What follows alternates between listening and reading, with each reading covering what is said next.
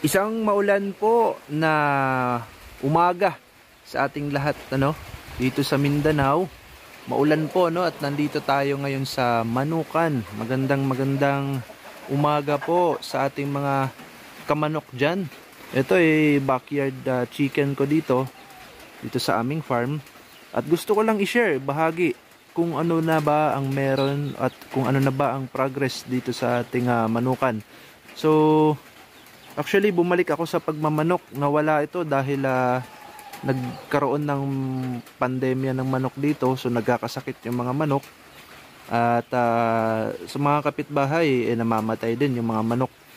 At ngayon, nagkaroon na ulit ako ng gana na mag-alaga ulit ng mga manok na ito. Mga heritage at mga native na mga manok. Kung tawagin namin dito ng mga manok ay mga Bisaya. So, heto, at gusto ko lang ibahagi yung aking ginagawang sistema dito sa aking manukan.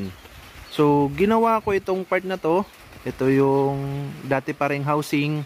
Tapos, itong part na to ay ginawa ko siyang paikot ng net, So, pinag-isa ko na lang siya. Kasi, kagaya ngayon, sa panahon ngayon na nag-uulan, ay hindi ko sila pinapalabas dahil para maiwasan nga ang pagkasakit, sipon at halak.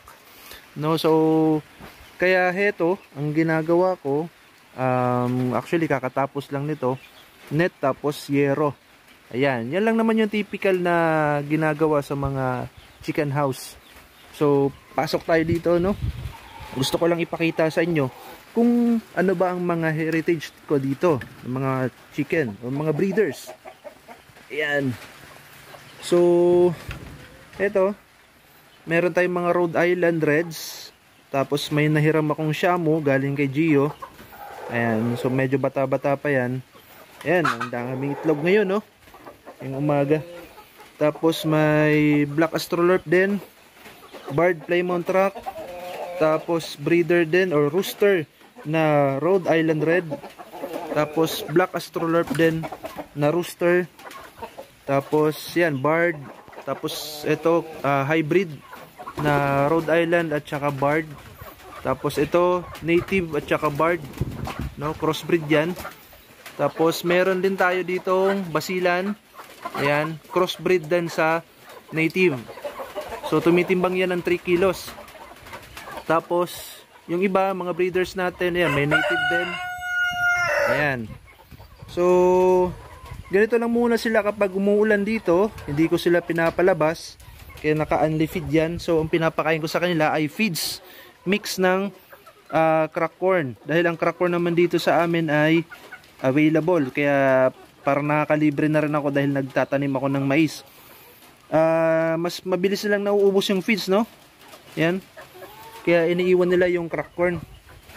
Ayan. Tapos ang ginagawa ko sa itlog ay ina-incubate ko. So gumawa ko ng DIY incubator.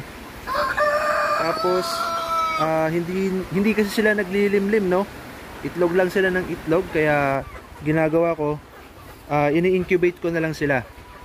Ayan. So dito lang sila nagbi-breed, dito sila nag-iitlog. Tapos kapag umaga or maaraw, binubuksan ko lang yung pinto. Yan. Para nakakain sila ng damo at ng mga worms na kailangan nila para sa kanilang protein, at saka sa kanilang pangatawan. Ayan, napakaganda at ang ganda tignan kapag sama-sama sila. Ayan, nakakaaliw. Tapos punta naman tayo doon sa mga anak nila. Ayan, so dito tayo sa mga anak nila. Punta tayo dito sa, ito breeding pen to dati. Ginawa ko na lang brooding pen. Ayan. So brooding pen. Ito yung mga anak nila. Halo-halo na yan. Ayan. Halo-halo na yan. So may mga crossbreed. Karamihan dito crossbreed. Ang dami nila, Siguro estimate ko dito nasa 40 mahigit ang dito. Ang heads. Dito sa brooding pen number 1. Ayan, so pinapakain ko sila ng ito, yung GMP1 na may mix na Integra One. So yan lang muna sa kanila kasi hindi pa sila pwede ng mga organic food.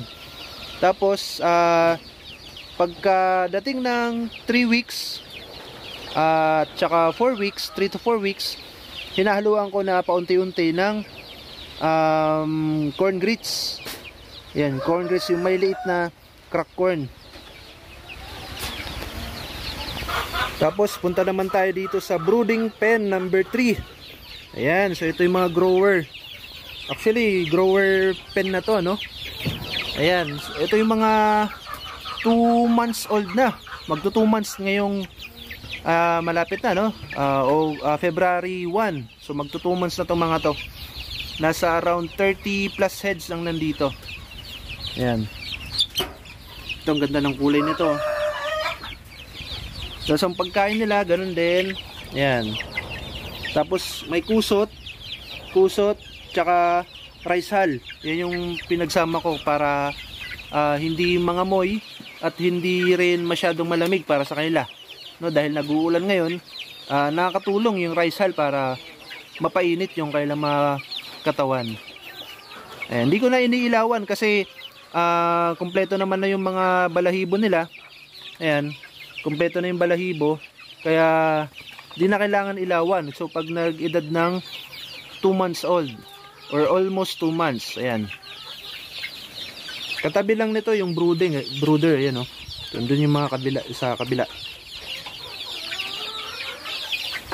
Tapos dito naman, dito ko nilagay yung ating mga 2 weeks old na brooder. Ayan, oh, ginawa kong brooder. Nasa 37 heads yan. Nagkumpulan lang sila dun sa gilid dahil naninibago sila. Kararating lang nila dito, kakalipat lang dito sa aking brooder, ano? Yan, inilawan ko kasi malamig ngayon. Ayan. So 37 heads yung mga yan. So in 2 months, nakaproduce ako ng more than 100 heads ng mga chicks. Ayan, mga upgraded. Tapos may mga pure, halo-halo na to, no? May mga pure heritage, pero karamihan dito upgraded, no? Crossbreed sa native. So ginawa kong crossbreed kasi napansin ko, kaya nagkamatayan din yung mga dati kong manok dahil siguro dahil mahina yung mga pure breeds dito sa lugar namin. Kaya pagdating ng pandemya dito ng mga manok, yung tinatawag namin na pukdaw, so madali silang magkasakit. Ngayon, ginawa ko, nag-crossbreed ako sa mga native para mas malakas yung kailang pangangatawan.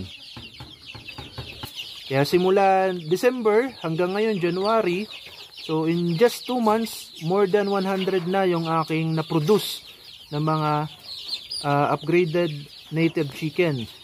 Ayan, so ang goal ko this year na maka at least 600 heads ako, no? So yun yung goal ko, or before mag mid of the year, kailangan maka 500 at least ako or 600 heads para preparation, para pag na-harvest na ay pangbebenta natin sa mga resort, no? Sa mga restaurant at sa mga kapitbahay na rin. Very simple lang ang aking manukan, munting manukan dito sa Mayas Farm. Ayan mga ka-chicken, yan muna sa ngayon at thank you so much for watching. Please like, share and subscribe. Happy farming!